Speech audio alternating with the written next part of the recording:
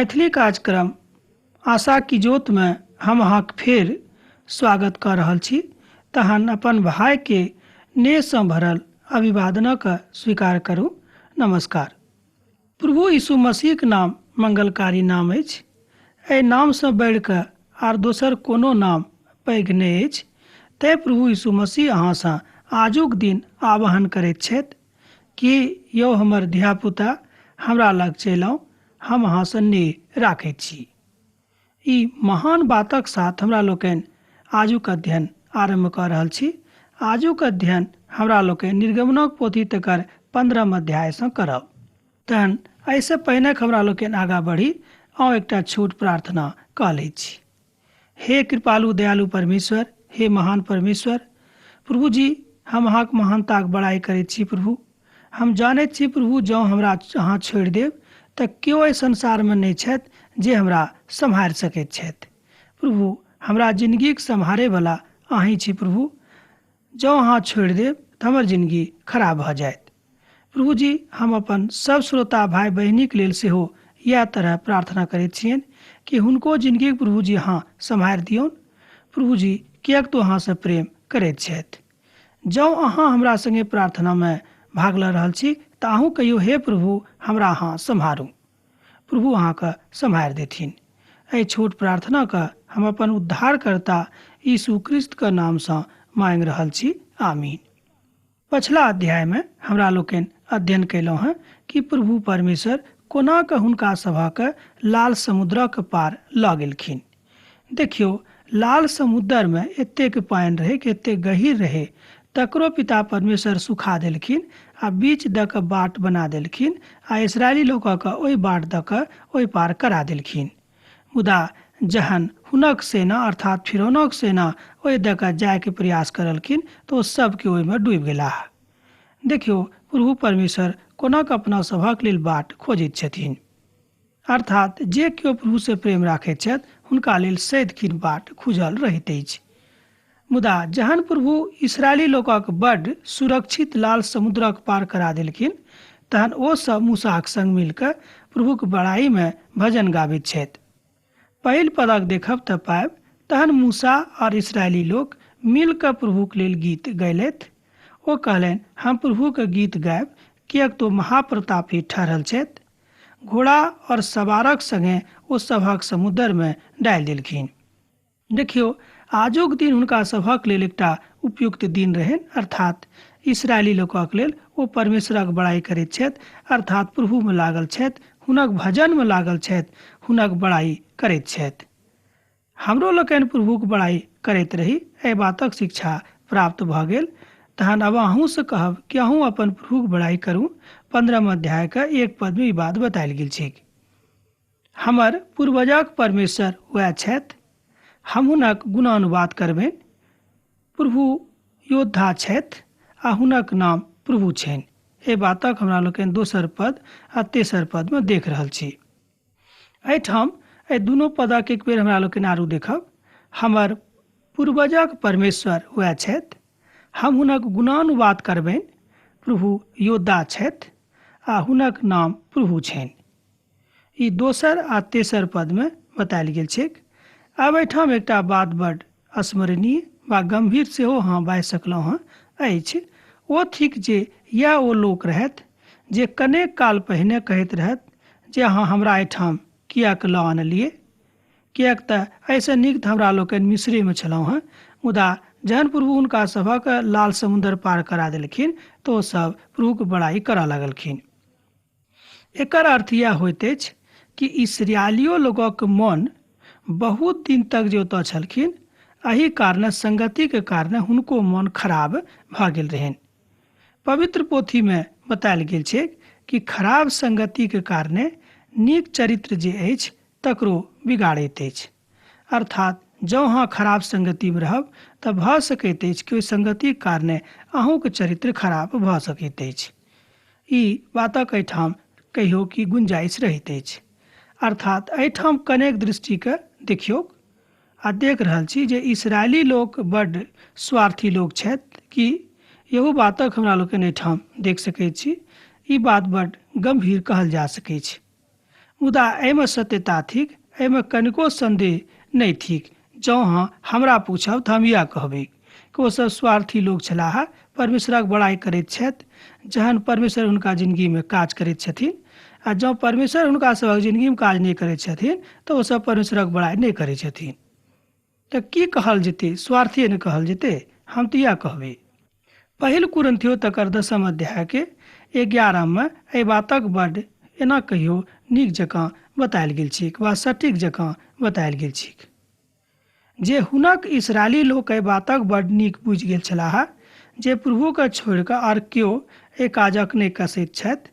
प्रभुमे अहाँ बड्ड नीक रहू, मुदा ई होइत कोना कऽ जहन अहाँ प्रभुक बातक ऊपर चलबै आ हुनक बातक अनुसरण करबै, तहने ई बात भऽ सकैत अछि। पहिल कुरिन्थियोक पोथीमे ई बातक साधु पौल बड्ड स्पष्ट जकाँ कहैत छथि। ओ कहैत छथि कि एहि बातक आर केओ दोसर ने मात्र परमेश्वरे कऽ सकैत छथि। तहन कनिक और आगाँ बढ़ी, उजाड़िस्तानमे भरि बाट प्रभु इस्राएली लोकक सहायता करैत गेलाह, और ओ सब प्रभुक संगे रहथि, मुदा पूर्ण रूपे नहि। एना कहब हम कि ओ प्रभुक संगे पूर्ण रूपे नहीं रहथि, किएक तऽ प्रभु, जेना हम अहाँके पहिनहिए कहने छलहुँ, आगिके खम्भाक रूपमे आ मेघक रूपमे हुनका सभक सब दिन देखाइ पड़ैत रहथि। एहि बातक हुनका सभक सदिखन अनुभूति कराबैत रहथि कि हम अहाँके संगे छी। ई अहाँ नहीं बुझब कि हम अहाँके छोड़ि कऽ कतहु दोसर ठाम चलि गेल छी। मुदा अगुआके रूपमे मूसा ओहिठाम रहथि। मूसो हुनका सभक धारस दियाबैत रहनि।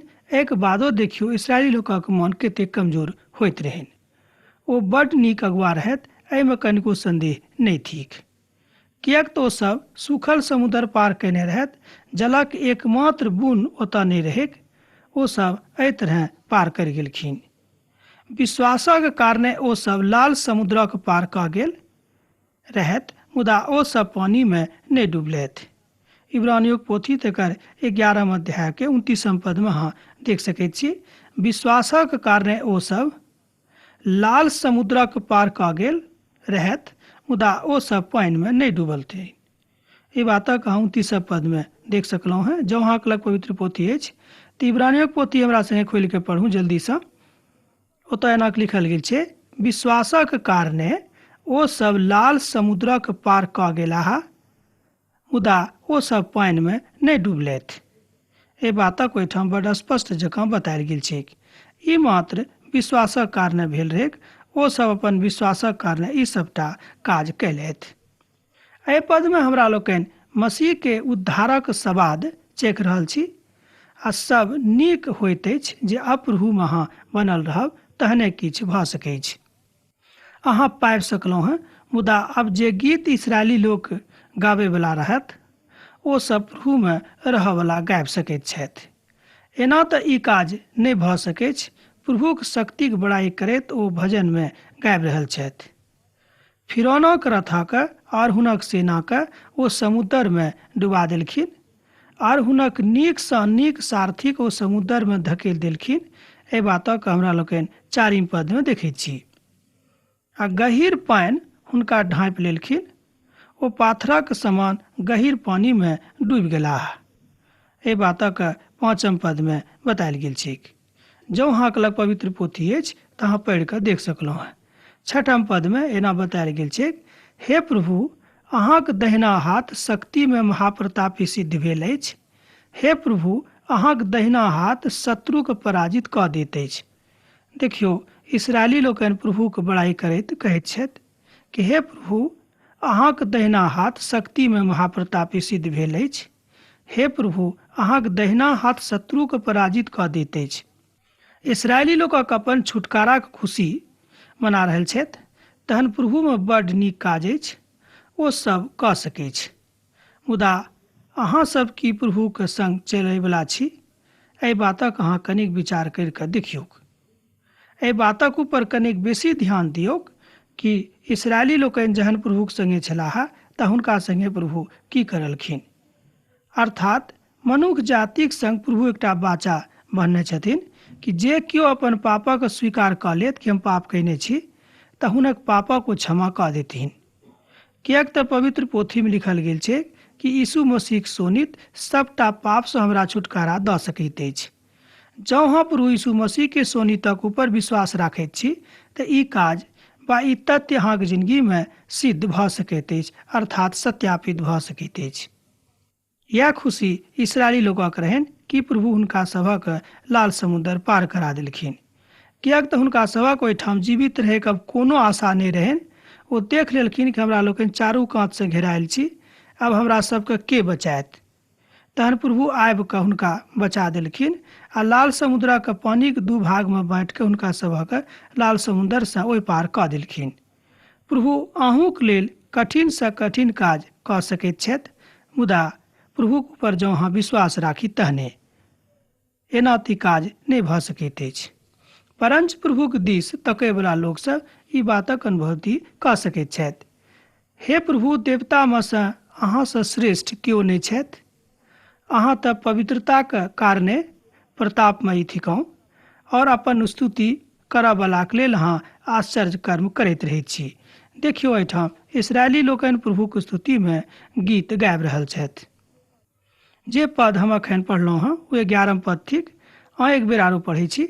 हे प्रभु, देवता में सँ अहाँ से के श्रेष्ठ भऽ सकैत अछि। अहाँ तऽ पवित्रताक कारणे प्रतापमयी थिकहुँ हँ और अपन स्तुति करे वलाक लेल अहाँ आश्चर्य कर्म करैत छी। 11 पद में ई बात बतायल गेल छै। आब देखियौ, हमरा लोकनि इसराइली लोकनि कतेक हुनक एहिठाम बड़ाई करैत छथि, मुदा कनिक काल पहिने जहन ओ सब ओतऽ फंसल छलाह तो प्रभुक विषय में शिकायत करैत रहथिन मूसा सँ। कहलखिन, हमरा एहिठाम अहाँ सब किया लऽ कऽ चलि एलहुँ, हमरा अहाँ किया एहिठाम लऽ अनलहुँ, एहिसँ तऽ नीक हमरा लोकनि मिस्रे में छलहुँ। एहिठाम एकटा बड्ड पैघ काज प्रभु करैत छथि। स्वयं अपन विषय में ओ बता रहल छथि जे हम के थिकहुँ और हमर की काज अछि। अहाँ अपन दहिना हाथक बढ़ेतहुँ और पृथ्वी ओहि वस्तुके निगलि गेलैक। अपन करुणा से अहाँ अपन छोड़ाओं प्राणक अगुवाई कयलहुँ हँ। अपन बलक कारणे अहाँ हुनका अपन निवास स्थानक दिस लऽ गेलहुँ हँ। एहि बातक अहाँ सब 13 पद में पढ़ि सकलहुँ हँ। जँ अहाँके लग पवित्र पोथी अछि तऽ पढ़ू। अपन करुणा से अहाँ अपन छोड़ायल प्रजाक अगुवाई कयलहुँ हँ। अपन बलक कारणे अहाँ हुनका अपन निवास स्थानक दिस लऽ गेलहुँ। 13 पद में ई बात लिखल गेल छै। जेना अहाँ जानि रहल छी जे इसराइली लोकक लेल ई बड्ड नीक काज भेल रहनि जे ओ सब अहाँक संगे छथि, अर्थात प्रभुक संगे। मुदा इसराइली लोक अपन विश्वास में बेर बेर कमजोर होइत रहथि, किएक तऽ परमेश्वर अहाँक दुविधा के बुझैत छथि। एना कहियो कि इसराइली लोकनि दुविधा में रहै वाला प्रजा छलाह, किएक तऽ ओ सब ओतेक दिन जे ओतऽ रहि गेलखिन हुनक संगति के कुप्रभाव हुनका ऊपर भऽ गेल रहनि। मुदा प्रभु जानैत छथि कि हमर की कमजोरी अछि। एकठाम पवित्र पोथी में लिखल गेल छै कि परमेश्वरक मालूम अछि कि हमरा सब तऽ माठे थिकहुँ हँ। हमरा सभक कमजोरी प्रभु नीक सँ जानैत छथि। ओ कमजोरी जाने वाला प्रभु छथि, तैं ओ न्याय ओही तरह करैत छथिन। प्रभु सदा सर्वदा के लेल राज करैत रहता है। ई गीत गायब का कारण ई थिक जे फिरौनक रथ सब और सवार सब समुद्र के बीच में चलि गेल और प्रभु हुनका ऊपर समुद्रक जलक लौटा कऽ आनि देलखिन, अर्थात ओ सब समुद्रक जल में डूबि कऽ मरि गेलाह। सोझा सोझी एना बुझि सकलहुँ हैं। ई बातक सत्यापन अहाँ करि रहल छी एही पोथी में, एही अध्याय में। मुदा समुद्रक मध्य दऽ कऽ इसराइली लोकनि सूखल जमीन दऽ कऽ पार भऽ गेलाह। अब हमरा लोकनि एहिठाम एकटा कथाके देख रहल छी। एहि विषय में कथा करब जे कन्याक कथा मूसाक जन्म सँ लऽ कऽ आजुक दिन धरि भेल रहैक। ओ कन्या मूसाक के रहली, बहिन रहली। एहि बातक एहिठाम चर्चा आयल छैक। और हारूनक बहिन मरियम अपन हाथ में डफ लऽ कऽ और सब दाई माय हुनका संगे डफ लऽ कऽ नाचैत हुनका पाछा पाछा गेली। एहि बातक हमरा लोकनि 20 पद में देख रहल छी। मुदा एहिठाम हमरा लोकनि देखैत छी कि मूसा हारून के एकटा बहिन रहनि, हुनक नाम मरियम रहनि, सेहो एहिठाम बतायल गेल छैक। मरियम हुनका संगे ई टेक गाबैत गेली, प्रभु के गीत गाँव, किएक तऽ ओ महाप्रतापी ठहरल छथि। घोड़ा और सवारक समेत ओ सभक समुद्र में गला देलखिन, गिरा देलखिन।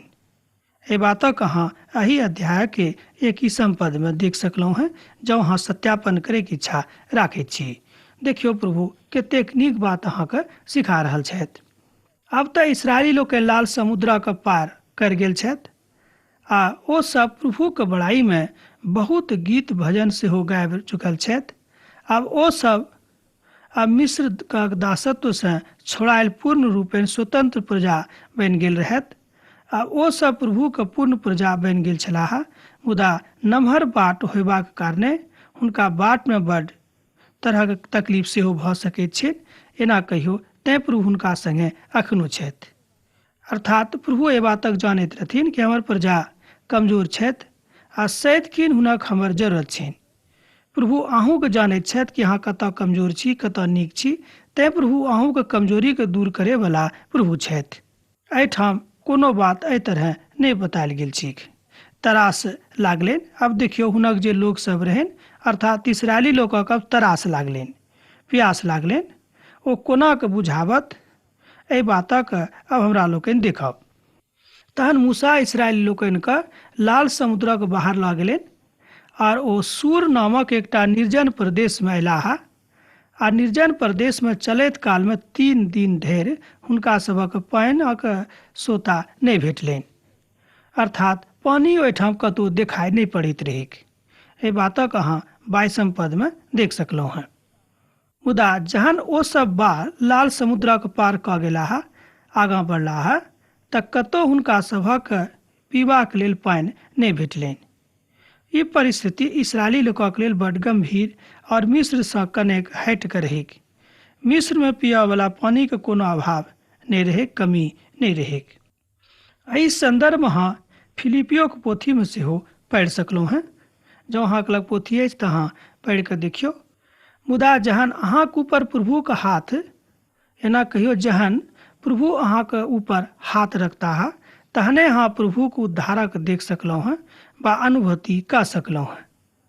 यह थिक प्रभु के दयालुता के इतिहास और अनुभूति। हुनक सभक पीबाक लेल पानि कतहु नहि भेटलनि। एना कहियो कतहु पीबाक लेल पानि नहि भेटा रहल छनि। माराक नमकीन पानि मीठ भऽ जायत, एहि बातक हमरा लोकनि आगूके अध्ययन में देखबै। अर्थात जे जल नुनगर छल और ओ पानि पियवला नहि रहैक, मुदा प्रभु परमेश्वर एहि पानिके नुनगर छल तकरा ओ मीठ बना देलखिन। बा एना कहियो मीठ बना दैत छथि कि मूसाके माध्यमसँ प्रभु परमेश्वर ई काज करैत छथिन। हमर भाई बहिन, हमर श्रोता भाई बहिन, अहाँ ई बातक ऊपर ध्यान दियौ। प्रभु अहूँके हाथसँ काज करा सकैत छथि, किएक तऽ प्रभुक दृष्टि में अहाँ महान छी। भऽ सकैए अहाँ अपन परिवारक दृष्टि में, अपन भाई बंधीके दृष्टि में महान नहीं होयब, मुदा अहाँ प्रभुक दृष्टि में महान छी, किएक तऽ परमेश्वरक वचनक अध्ययन अहाँ कऽ रहल छी। तैं एहि महानताक बातक अहाँ प्रभुसँ सीख रहल छी। तैं प्रभुक नजरी में अहाँ महान छी।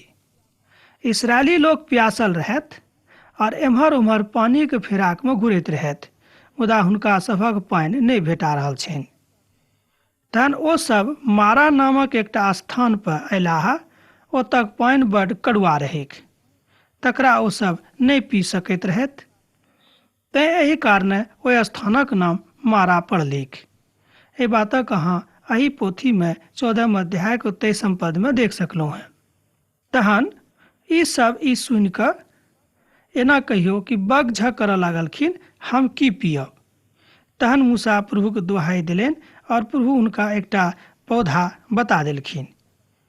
देखियो प्रभु परमेश्वर सब बातक निकास निकालैत छथि, अर्थात प्रभु निकास निकाले वाला प्रभु थिकाह। जहन मूसा पानि में ओहि पौधा के एना कहियो पातक डालि देलखिन, तहन ओ पानि मीठ भऽ गेलैक। ओतऽ प्रभु हुनका एकटा नियम बतौलखिन आ ओतऽ ओ ई बाजि कऽ हुनक परीक्षा लेलखिन। एहि बातक अहाँ 25 पद में पढ़ि सकलहुँ हैं। जँ अहाँके लग पवित्र पोथी बाइबिल अछि तऽ एहि बातक अहाँ अनुभूति एहिठाम कऽ सकैत छी। हमर प्रिय श्रोता भाई बहिन, अहूँ एहि बातक अनुभूति अपना जिंदगी में कऽ सकैत छी, किएक तऽ पिता परमेश्वर से एहन कोनो काज नहि अछि जे नहि भऽ सकैत छै। पवित्र पोथी में बड़ स्पष्ट जकाँ बतायल गेल छैक, एहन कोनो काज नहि अछि जे पिता परमेश्वरसँ नहि भऽ सकैत छै। जँ अहाँ अपन प्रभु परमेश्वरक वचन तन मनसँ सुनब आ जे हुनका नजरिमे नीक अछि सएह करब और हुनक आज्ञाक ऊपर कान देब और हुनक सबटा विधिके मानब, तऽ जतेक लोग रोगी ओहि मिस्र देशमे छथि सभक ऊपर पठौने छलहुँ हँ, ओहिमे से एकोटा अहाँके ऊपर नहि आयत, वा एना कहियो कि अहाँके ऊपर नहि पठाओल जायत, किएक तऽ हम अहाँके चंगा करयवला प्रभु थिकहुँ। देखियौ, प्रभु परमेश्वर एहि बातक स्वयं अपना मुखसँ कहैत छथि। हमर श्रोता भाई बहिन, एहि बातक ऊपर अहूँ विश्वास करियौ कि प्रभु एहि बातक अहूँके लेल कहैत छथि। तहन ओ एलीम का दिस अयलाह, जतऽ पानीके 12टा सोता और 70टा खजूरक गाछ रहिक, और ओते ओ जलक लग डेरा ठाढ़ कऽ देलखिन। निर्गमनक पोथी तकर जे अध्याय आजुक दिन हमरा लोग अध्ययन कर रहल छी 15, तकर 27 पदमे ई बातक बतायल गेल छैक। तहन ओ एलीमक दिस अयलाह, जतऽ पानीके 12टा सोता और 70टा खजूरक गाछ रहिक। एहि बातक एहिठाम बतायल गेल छैक 27 पदमे। एलीम जगहक अर्थ होइत अछि बहुत बेसी आशीषक घर, अर्थात आशीषक घर अहाँ बाजि सकलहुँ हँ, आशीषक मुकाम अहाँ बाजि सकलहुँ हँ, और ओ सब महाप्रतापीक संग रहयवलाके लेल महानताक काज देख सकैत छथि। प्रभु एहि बातक अहाँके जिन्दगीमे कऽ सकैत छथि। प्रभु एहि तरह सब इस्राएली लोकके बचा कऽ ओतऽ मिस्रसँ आनि देलखिन, आ देखियौ हुनका पानि सेहो पिया देलखिन जे पानि खूब कड़ुआ रहैक। जेना हम अहाँके एलीम शब्दक विषयमे बतेलहुँ हँ, एहि शब्दक अर्थे होइत अछि आशीषसँ भरल घर, अर्थात ओहिठामक जगह आशीषसँ भरल रहैक। तैँ प्रभु परमेश्वर अपना सब लोकक अर्थात इजरायली प्रजाके ओहिठाम जौर कऽ देलखिन। एहि बातक अहाँ 27 पदमे पढ़ि सकलहुँ हँ। जेना अहाँ जानते छी कि आजुक दिन हमरा लोकनि 15 अध्यायके अध्ययन कऽ रहल छी, तकर 27 पद। आब तऽ अहाँसँ विदा होयके काल भऽ रहल अछि, मुदा एक बात जरूर कहब कि हमरा एहिठाम पाती लिखनाइ नहि बिसरायब। प्रभु यीशु मसीहके प्रेम अहाँके जिन्दगीमे सदिखन बनल रहैक। आमीन।